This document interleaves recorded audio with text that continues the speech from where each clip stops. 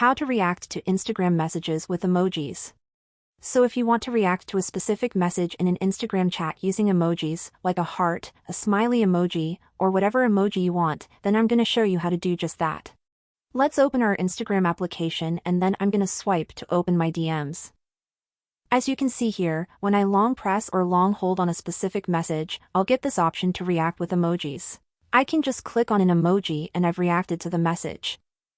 This is a pretty cool little Instagram feature, but if you don't have this option yet, then I'll show you how to get it.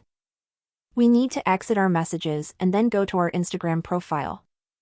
When you get to your profile page, you want to tap on these 3 horizontal lines at the top right corner of the screen and a little menu will pop up. The next step is to open the first option, which are the settings and privacy. When you open the Instagram settings, you want to scroll all the way down until you can see this help button, so tap on it. Then you want to open this report a problem section, which should be the first option on the page.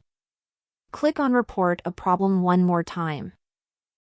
Don't include and continue, and then you'll get this little text box where we can communicate with the Instagram team directly. You want to type them a message explaining the problem. Tell them that you don't have the feature where you can react with emojis, and kindly ask them to resolve your issue. You can even take a screenshot of the problem and include that in the chat as well.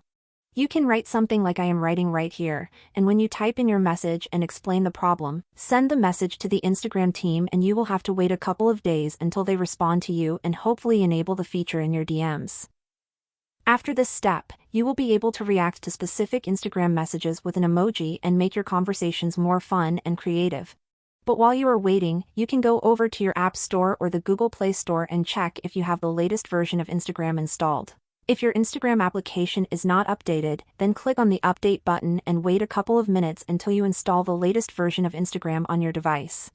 This is a relatively new feature, so update Instagram and check if you have the feature now.